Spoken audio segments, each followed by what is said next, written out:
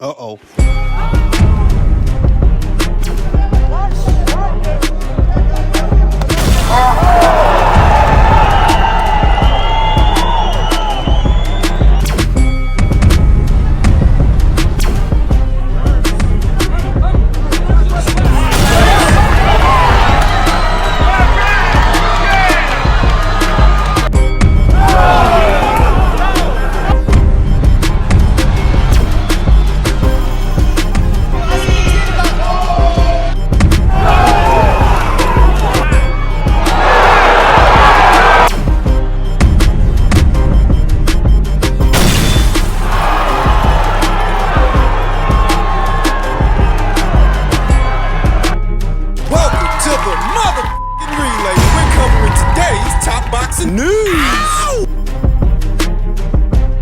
Okay, we'll start with this. On the heels of her second professional loss, former Unified Champion Gabriella Alaniz took to her social media and stated, "Hello, beautiful people. Just wanted to thank you for the support as always. I have a great amount of messages of encouragement that will undoubtedly rebuild me slowly as the hours go by. To tell you the truth, I'm a little sad, not gonna lie, with tears in my eyes as a lot of you sure do. But good health is what's most important for my daughter, my family, my team, and nothing I felt twice. I got up because that's how I am, a warrior who wasn't going to give up. I was going to keep getting up as many times as necessary. My team decided to throw in the towel, so the ref stops the fight. Got knocked down 2 times and she was getting hit too much. And that shows me that I have people who really care for me no matter what the outcome is, just like you guys. If you were in my shoes and saw the messages I'm getting, it's amazing. I don't expect less from you. Now I only have to return to my beloved Argentina. It's the only thing I want. The rest will be seen later. Falling is allowed. Getting up is mandatory.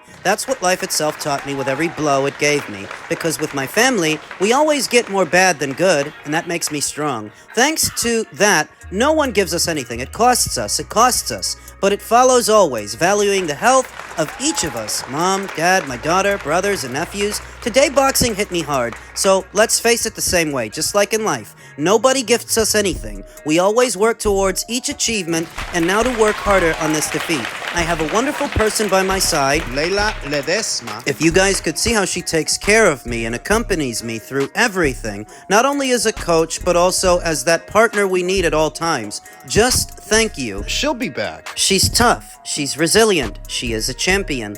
And the same way that I was confident that Yo Costa Valle would be a champion again after Sinicia beat her, that's the same way I'm confident that Gabriella Alaniz will be a champion again after Gabby Fundora beat her. She can do it. She will. You have to understand that not everybody has the height and the length to make closing the distance difficult, like Gabby has the height and length to make closing the distance difficult. And Gabby's punching power. Not a lot of girls in the flyweight division have that kind of punching power, stopping power. It took a lot of punches to finally get Gabriella Alaniz down and get her out of there. Not a lot of girls at this weight have that. So when Gabriella Alaniz comes back, she can come back with the confidence that she didn't shy away from any challenge, and she really did face the most dangerous fighter at this weight, and the other fights might be easier. I don't really see why Gabby Fundora would stay at this weight. There are no big names to keep her here. Big fights, big money. I feel like next year she might move up and vacate all the titles she won this weekend if she does. Via the WBA, Maria Rivera of Argentina. She's the interim champion, the fighter in a pole position to fight for a newly vacated WBA title. I could see a fight between her and Gabriella Alaniz materializing for what could be the vacant title. Former champion Marlena Esparza is ranked at number 1, but I don't get the sense that Marlena Esparza is going to stay at this weight either. She might move up to Superfly. It's via the WBA. Via the WBC, you have Gabriela Sanchez of Mexico. She's the WBC's silver champion. Mexico's own Marilyn Badillo, young up-and-comer we've talked about on more than one occasion here on the channel. She's the international champion. Maybe something happens between them for the newly vacated WBC title. Where's Kenya Enriquez? I don't know. Upon a trip to the World Boxing Council's website, She wasn't there. She wasn't in the rank standings. She wasn't registered as interim champion. I don't know. Via the WBO, Mexico's own Mariling Badillo is ranked at number 1. Marlon Esparza is ranked at number 2. It's the same Mariling Badillo that holds a WBC international title, and that's the same Marlon Esparza that I don't think is staying at this weight. I think she's outgrown it. Mariling Badillo is also ranked at number 1 via the IBF.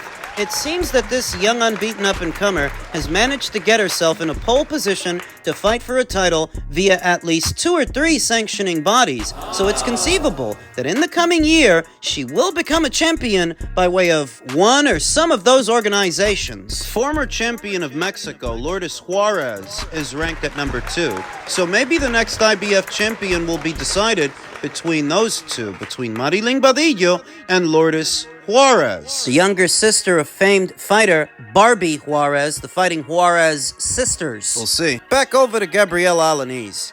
I am confident that she will be a champion again at this same weight, because not many girls bring to the table what Gabby Fundora brings to the table. Overwhelming height, overwhelming length, and knowing how to use it, having the boxing acumen to use it, and the stopping power. No, not a lot of girls at flyweight can do what Gabby can do. So what that means is that unless you're Gabby Fundora, Gabriella Alaniz will continue to be a handful. She'll be back, and I'm confident of that. She will be a champion again.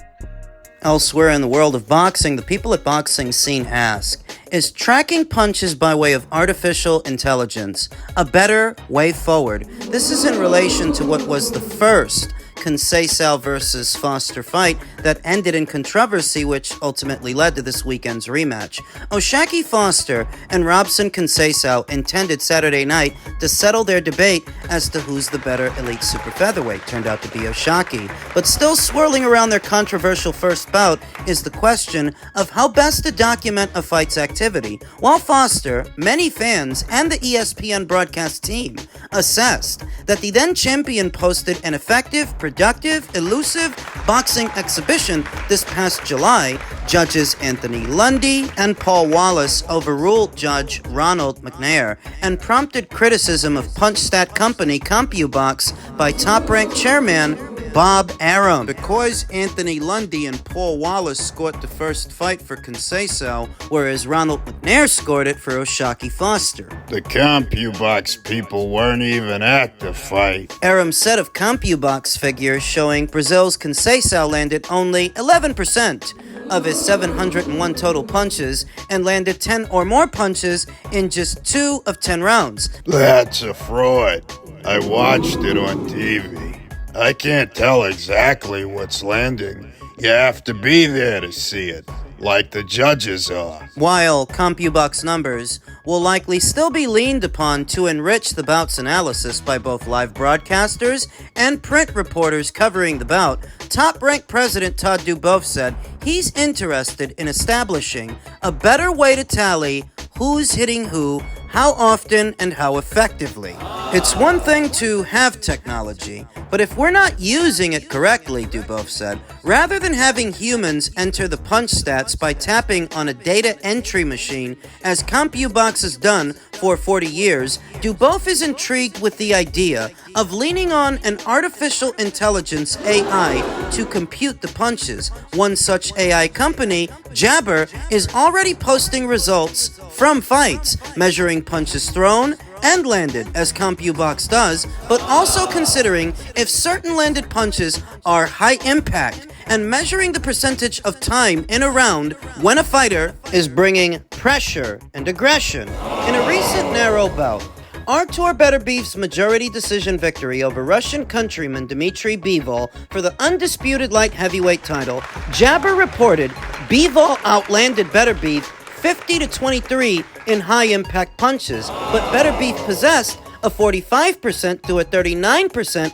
pressure advantage and 35% to 24% aggression advantage. That explains the controversy, that to the eye, Beterbiev is coming forward a lot more, throwing. And even though Dmitry was throwing, he was letting go of a lot of punches. He's the one who more often than not is getting pushed back, and that gives you a certain impression of the fight and what is happening within a round and in the fight overall. Jabber defines the categories like this. Pressure is walking forward and forcing your opponent backwards, putting the opponent on the ropes or in the corner, fighting at close range without holding. Aggression, throwing punches with high power commitment, throwing punches in combinations, initiating and or ending exchanges. Those are well-defined categories, by the way, that do deserve consideration and help to add another layer to a fight's analysis, perhaps more so than CompuBox. CompuBox tracks total punches, power punches, and jabs.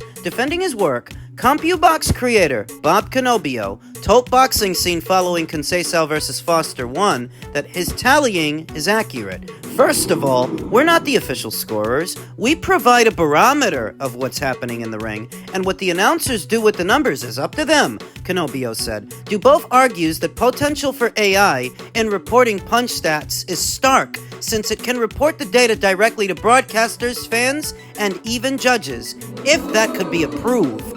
They all aren't being given the same data set, which is stupid, Duboef said. Show it to everybody. The data has to be accurate, not subjective. That's where AI kicks in. And then communicate it to everybody. Duboef elaborated that judges can consider what they saw during the most recent round, be handed the AI report, consider both, and then turn in their score. Former veteran judge and current NABF president Dwayne Ford said he's skeptical about adding AI reports to the judge's ringside opinion. I don't know if you can trust AI, and I don't think the judges need it. Of course he's gonna say that because AI has the potential to hold judges to a different standard, a better standard than what we've been seeing. It might intimidate them. Maybe it's about time the judges got intimidated. Maybe it's about time they got held to a different standard, a better standard. Judging a fight is simple if you can concentrate. I wonder if AI can be manipulated, and who better than a judge can score the effect of a punch? He said judging a fight is simple. The judges' scorecards are often inconsistent with what the fans think, and sometimes they're inconsistent among judges. What two judges might think versus what one judge might think. Ford advocates that states rotate from a variety of quality judges from both the United States and the world as they host world title fights. Those highly qualified judges with their human eyes know best how to score a fight, Ford argues. Of course he's gonna say that because he's worried an AI might take his job. Point is not the velocity of the punch. The point is the effectiveness of the punch, Ford said. How did it affect the opponent? AI can recognize the effect of a punch, but to put some camera in there, you're losing the element of what boxing has always been, and I'm a traditionalist. You're trying to keep your job. If a fighter lands 400 punches and the other lands 200, does that mean the guy with 400 won? No. The effect of the punch on a fighter. If the guy throwing less punches is countering and throwing the active guy off his rhythm, that's more effective. It's about the effect, not the number. Bullshit. This is a bad scenario to present to keep things traditional. You're saying that one guy landed 2 times as many punches on the other guy. I mean, for starters, if he's landing that much, you would have to give him clean punches landed since he landed 2 times as many. You would have to give him effective aggression because he landed 2 times as many. You couldn't give the other guy defense if he's getting hit 2 times as much as the guy who's landing 400 times. Guy landing 400 punches in a fight is not the ring general, then who is? Sounds to me like what he wants is for judging in the sport of boxing to stay nebulous and open to interpretation so that judges are free to score a fight however they feel like scoring a fight instead of being held to a standard.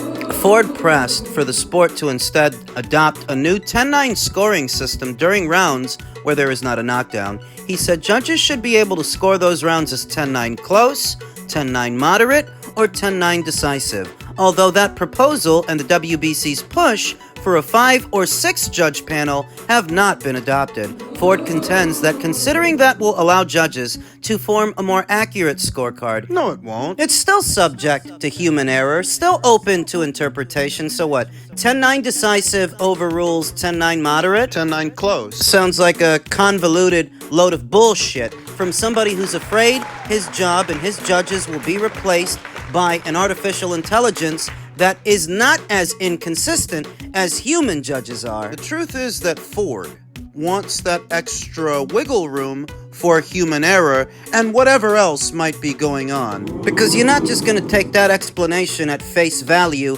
if you know anything about the sport, if you know anything about boxing. Behind the scenes, there's a lot more going on than the fans realize. And so long as judging is open to interpretation, that can continue to go on. Perhaps some people want it to. That added criterion that an artificial intelligence report would provide would essentially make a judge's job harder, so of course they're not going to be in favor of that, as that might require more accountability from a judge than what we normally see. If the AI report says one thing, but the judge's scorecard says another, well, that would need to be reconciled. Accountability! More of it than what we're used to seeing. You can't just turn in a shit scorecard when a data processor is saying one thing, but you're saying another. It's why I think Dwayne Ford wants it to stay murky, wants it to stay nebulous and open to interpretation. The 4 points to score around in a boxing match: effective aggression, That's 1. clean punches, That's 2. defense, That's 3. ring generalship, makes 4. And you think about the scenario that Dwayne presented, that if you have one guy who landed 400 punches and another guy who only landed 200, half that number, does that mean the guy who landed 400 punches automatically wins? I feel like it should. Contextually, if the guy who landed 400 punches landed more punches in more rounds than the other guy, then I think that guy should win because he's landing more. So you have to give him effective aggression if he's landing that much. You have to give him clean punching if he's landing that much. You can't give the guy he's landing on defense if he's getting hit 2 times as much. Right? How could you give him defense if the other guy's landing 2 times as many punches as he is? How? All Dwayne's scenario tells me is that he wants to leave it open to interpretation, so the judges are free to turn in whatever shitty scorecard they turn in, and they're exonerated of culpability immediately afterwards, because they're seldom, if ever, held accountable for bad scorecards, for bad judging. And that happens quite often. I've always felt like the earmark, the yardstick, if there were one, for how to score a boxing match, it's gotta center around clean punching. That's gotta be the end-all and be-all that everything else is based on. Clean punching. Yeah, something like ring generalship, which is a more vague and nondescript term. What exactly is ring generalship? Often interpreted as who's in control of a fight and who is fighting their fight. Right? Where clean punching would take precedence over ring generalship, I think, is if one guy is landing more clean punches on the other can't be the ring general. He can't be the one in control unless he's trying to get hit. What? He's winning the match, winning the round by getting hit more? Well, that doesn't make any sense, and neither do the judges' scorecards to many people in a variety of situations, in a variety of fights. I feel like it would make a lot more sense if the centerpiece of everything is who's landing clean and who's landing more in more rounds. And that seems simple enough, but so often we get judges' scorecards that don't make sense to the fans, the fighters, the people in boxing. So maybe the criteria that you use to score a round needs to be expanded upon, and maybe that expanse can come in the form of an artificial intelligence that adds to that criterion, a criterion of its own. I don't think it's a bad idea, but Dwayne Ford does, and you can make of that what you will.